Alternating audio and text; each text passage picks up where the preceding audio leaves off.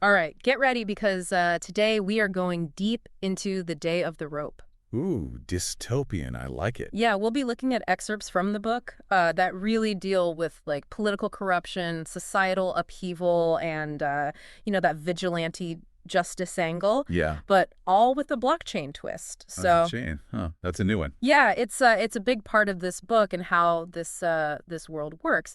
What do you think is that the answer? Is blockchain the answer, or is it just another tool, for those in power to kind of keep everybody down? Well, I mean, that's what's so interesting about this book, right? It takes all these anxieties we have about our world, like you said, the breakdown of trust, the manipulation of information, Yeah. and just throws it all into this extreme fictional world. Yeah. It makes you think, how far is too far when you're fighting for what you believe in? Yeah, and this book really pushes those boundaries. So let's talk about this list, this mysterious force that's kind of driving a lot of the story. It's a blockchain-powered hit list, and it's targeting all those, corrupt elites that everyone loves to hate. Our main character, Ethan, is disillusioned with the system, right? Mhm. And he's using this list to take justice into his own hands. So the question is, do you see him as more of a hero, or is he becoming the very thing he's fighting against? Oh, that is the question, isn't it? And this book really makes you think about the gray areas. If the system is rigged, can you really blame someone for taking these extreme measures? Mm. It makes me think about the whole rise of online activism. Is the list just a more extreme version of what we're already seeing? Yeah, and the novel really does a good job of showing how this corruption seeps into every corner of life. It's not just like this big overarching thing. Right. Take Wayne, for example, this right-wing political figure. He manipulates his childhood friend, Dave, into a fatal, quote-unquote accident just to protect his own secrets. Oh, wow. Yeah, so it makes you wonder, is he really any different from the elites that he claims to be fighting against? I mean, Wayne's character is so fascinating because he truly believes he's doing the right thing. He talks about this war against a corrupt system, but is it just an excuse for his own, power grab? Mm.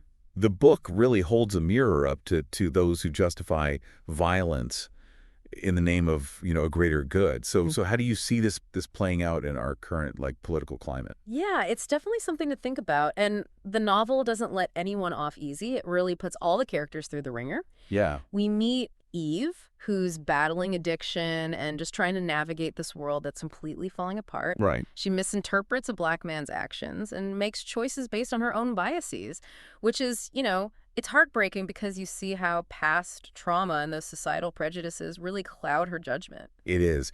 Eve's story is a powerful example of how easily we can fall prey to our own fears and biases, especially when the world feels like it's, spinning out of control. Yeah. It makes you think, where do we draw the line between personal responsibility and societal influence? It's a tough question. And then there's like the puppet master himself, Eli, Right. pulling all the strings from the shadows. He uses Jacob, his enforcer, to eliminate anyone who threatens his little power structure. They're like the embodiment of corruption, wouldn't you say? Just these guys who think they're above the law. Yeah, they're the classic, shadowy figures. And it's interesting how the novel connects them to these real-world concerns about hidden agendas and the abuse Mhm. of power. It really makes you wonder, who's really in control? Is it the people we see, or are there these forces at work that we're not even aware of? Yeah. And then there's Brad. Oh, yeah. He's a political operative who suddenly finds himself on the wrong side of, the New World Order. Mm. He becomes a target, gets caught in this violent confrontation with Ethan. Talk about shifting power dynamics. It's like the rug is pulled out from under everyone and no one is safe. Right. It really shows how fragile power structures can be. Hmm. The rules of the game change, and those who are untouchable are suddenly vulnerable. Yeah. So it makes you wonder what happens when the system collapses and who rises from the ashes? Does it offer any answers? Or is it just, posing the question? I think it's more about making us confront those questions, Yeah. making us think about the possibilities, both good and bad. Yeah. And things escalate pretty quickly when a series of attacks on infrastructure happen, and they're blamed on both the left and the right. Oh, wow. Yeah, it creates pure chaos. And Wayne, of course, takes advantage of the situation to, further his own agenda. It really shows how easily fear and chaos can be weaponized. It's scary how realistic that feels. Mm. It makes me think about how information, is used to control and manipulate people. Hmm. who benefits from creating that climate of fear? Mm. And how can we as individuals learn to see through the fog of all the propaganda and misinformation out there? I mean, is it even possible anymore? Yeah, that's a good question. And then just when you think you've got everything figured out, the ending throws this crazy twist at you. Oh, I love a good twist. What happens? Wayne has this pre-recorded message that reveals a deeper conspiracy. And we find out that Ethan was actually involved in the attacks, which hints at this whole secret network of revolutionaries. So suddenly, everyone is suspect. Oh, wow. That's a game changer. It is. It makes you realize that even those who seem like they're fighting for good might have their own secrets and motivations. Yeah. The line between hero and villain gets really blurry. Totally. It leaves you with this unsettling feeling that nothing is as it seems. So we've got this blockchain-powered hit list, shadowy elites, manipulative politicians, and a whole lot of moral ambiguity. Right. Where do we even begin to unpack all of this? I think we need to dive deeper into some of these characters, really look at their individual journeys. Yeah, good way Because too. their struggles and their choices, they really illuminate the complexities of this world. And they might even offer some uncomfortable parallels to our own lives. That's a good point. I'm especially curious to dig into Ethan's internal conflict. He's a complicated character, and his whole journey going from disillusioned citizen to vigilante really brings up some tough questions about what it means to pursue justice. Absolutely. Let's get into it. So, digging deeper into Ethan, I think one of the things that really struck me was how much guilt he carries with him. Yeah. He knows he's crossing these moral boundaries, but at the same time, he's trying so hard to justify his actions like it's the only way. Yeah. And it feels so real. Yeah. Like we see this kind of tension playing out in real life all the time. Yeah, totally. It's like he knows he used to be part of that system, the very system he's fighting. It's almost like he sees himself as a hypocrite, right? Why? There's that scene where he's reflecting on his past, and it's like he's looking in a mirror, realizing he's turning into everything he hates. Ooh, yeah, that's a good point. Yeah, it's heavy. It is. And, that self-awareness, it has this whole other layer to his character, right? It's not just about, right versus wrong. It's about trying to hold on to your own sense of morality when everything around you is going crazy. And I think that's something we can all relate to, right? Like, have you ever felt that pull, that temptation to compromise your values just to achieve some greater goal? Yeah. It's a tough question. Yeah, for sure. And I think that internal struggle really comes to a head in that scene with the woman at the bar. Oh, yeah, that one. It's a short scene, but it's so powerful. That is. He's disgusted by her, but he also kind of feels sorry for her, It's like he sees her as a product of this broken system, a victim of the same forces that he's fighting against. Yeah, I get that. It's like that scene, it's almost saying that corruption is this cycle, right? And how do you break free from that? Can you even break free from it? Right. Ethan thinks violence is the only way. But then the book shows how that violence ripples out, right? It affects innocent people like Eve. Yeah. It's not as simple as he wants it to be. Right. Yeah, exactly. And Eve's story, it's a tragic example of how fear and prejudice can lead to really bad outcomes. It is. The scene where she misinterprets that black man's actions and runs out of his apartment, it's heartbreaking. Yeah. It really shows how easily we can misjudge things based on, on what we already think we know, our own biases. It's a complex issue for sure because the book shows that she's a product of her environment, right? Right. But it also makes her accountable for her actions.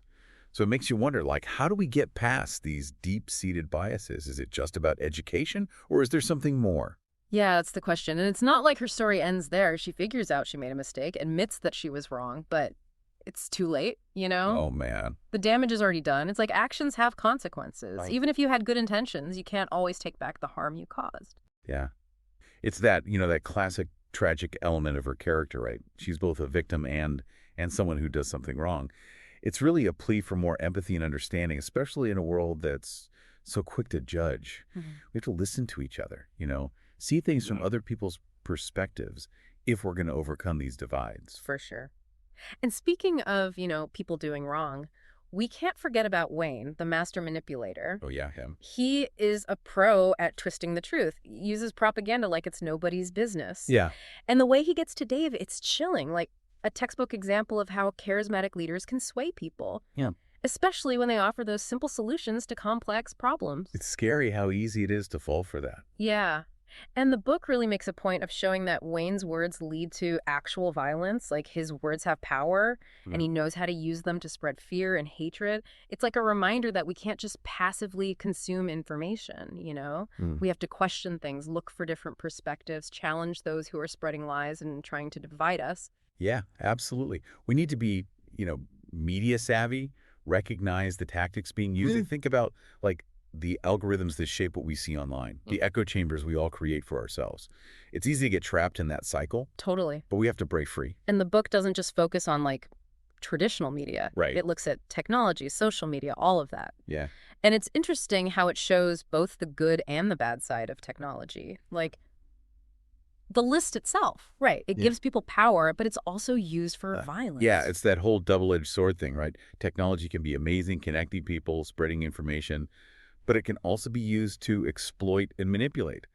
And it's up to us to figure out how to use these tools responsibly. Yeah, and to hold those in power accountable for how they're shaping our digital world. Exactly. It's almost like the book is saying, hey, we can't just sit back and watch this happen. We have to be involved in shaping the future of technology, making sure it benefits everyone. Mm. What do you think about that? Like, do you feel empowered by technology or do you feel like you're being controlled by it? That's a good question. I mean, I think it's a bit of both, honestly. There are days when I feel like I have all the information I could ever need at my fingertips, Yeah. but then there are other days when I feel like I'm just drowning in it. Yeah. And I can't tell what's real anymore. Yeah, I feel that it's like that information overload thing. The book seems to be warning us about that and the need to really think about the media we consume. Right. Like, question the sources, look for different viewpoints. Yeah, and be aware of our own biases. Yeah. The way we filter information to fit our own worldview, Huh. it's a constant fight against those echo chambers and algorithms that want to keep us divided. And then there's that ending, right, with those revelations about the deeper conspiracy and the whole network of revolutionaries. Oh yeah, that ending. It definitely throws you for a loop. It does. It's like suddenly you're questioning everything. Right. It reminds you that even though we have all this information available, there are still secrets, things we don't see. Makes you wonder, who's really calling the shots?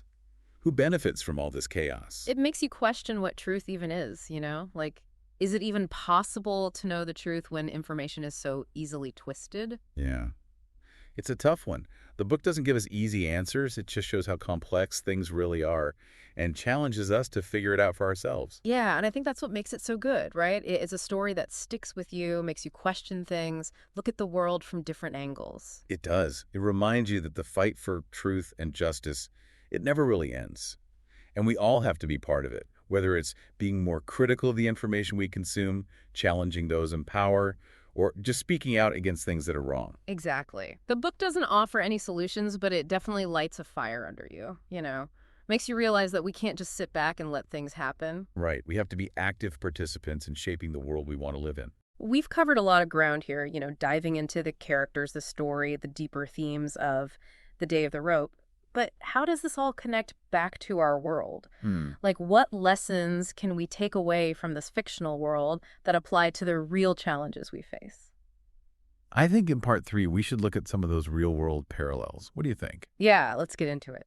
Okay, so let's bring this back around to the real world. Yeah. I mean, The Day of the Rope is fiction, but it feels like it's kind of hitting a nerve with some of this stuff that's going on today. Yeah, definitely. There are some uncomfortable parallels, that's for sure. For sure. So what parts of the book really stood out to you as like really resonating with our current reality? I mean, the political corruption, right? Like Right. Eli pulling strings behind the scenes, Brad using his influence to protect the powerful. It's almost like watching a news report just turned up to 11. Yeah, totally. It's Well- not just the actions themselves, but that feeling of like disillusionment. Yeah. You know, Ethan being so angry with the system that's rigged against regular people, that lack of trust in institutions. I feel like a lot of people are feeling that way right now. Oh, absolutely. And the book, it shows the dangers of extremism, on both sides. Yeah. Wayne is a perfect example of how fear and prejudice can be used to justify violence and division. It's scary. It's like the novel is saying, hey, this isn't just some made-up story. This stuff is happening. Right. Think about the rise of populism, the misinformation online, how polarized everything is. It's not exactly the same, but there are definitely some similarities. Yeah, and it's not just about politics either. Right. Eve struggles with addiction, with paranoia, with prejudice. Those are real issues that people are dealing with every day. Yeah, absolutely. Her story, especially that scene with the black man, it shows how easy it is to let fear and bias, twist how we see things Yeah. that can lead to some really bad outcomes. It is. It's like a reminder to check ourselves, to think about our own prejudices, even the ones we don't realize we have. Right. How are those affecting the way we act, the way we treat others? It's a call for more empathy, Yeah. more understanding. Yeah, for sure. We need to listen to each other, see the world from different perspectives. Totally. And the way the book portrays the media, that's super relevant today, too. Yeah, absolutely. The manipulation of information, truth getting mixed up with lies. Those in power using the media to control what people think. It's like they took it right out of the headlines. Right. The way they blame the California attacks on both the left and the right, just to create chaos and fear. It's classic propaganda. It is. We have to be so careful about what we believe these days. Right. We need to be, media literate. Yeah. Know how to evaluate the information we're getting. And be aware of the sources. Yeah, Look for different perspectives. Be skeptical of anyone who's trying to divide people. exactly. And then there's, the rise of alternative media and all those online platforms. Right. It's interesting how the book shows both sides of that. How it can be a source of truth, but also a breeding ground for misinformation. It's tough to navigate all that. Yeah. How do we find the truth in all of that noise? How do we make sure we're not just getting manipulated by algorithms? It's a challenge, that's for sure. And the day of the rope, it reminds us that the stakes are high. This isn't just a game. This stuff has real-world consequences. Yeah, for sure. And that ending, with the conspiracy and the revolutionaries, Yeah. it just leaves you with this feeling that, things aren't what they seem. Yeah. That there are these forces at work behind the scenes. Makes you think, who's really in control. Yeah, and can we even know the truth anymore? It's a bit unsettling, to be honest. But I think that's why this book is so important, It makes us question things, makes us think critically. Yeah, it's a wake-up call for sure. It is. It's telling us to be more aware, to get involved, to be more careful about the information we consume. So what can we do? I mean, the book doesn't really give us answers, but it does make you feel like we're not totally powerless. Right. We have to be more conscious of our own biases, seek out different perspectives, support independent media, and actually talk to people who have different views than our own. Yeah, we need more of that. For sure. We have to challenge those in power, demand transparency and accountability. Yeah, it's a reminder that our choices matter. Yeah, That we have to be active in shaping the world we want to see. absolutely. The Day of the Rope is a dark story, Yeah. but it's also hopeful, Mhm. It shows us that even when things are bad, we can still fight for what's right. That's a good way to put it. It's a call to action. It To is. step up, to get involved, to make a difference. Exactly. So, to everyone listening, we highly recommend checking out The Day of the Rope. Yeah, it's a thought-provoking read. And we hope you'll keep thinking about these issues, keep the conversation going. Yeah, thanks for joining us on this deep dive. Yeah, thanks for listening, everyone.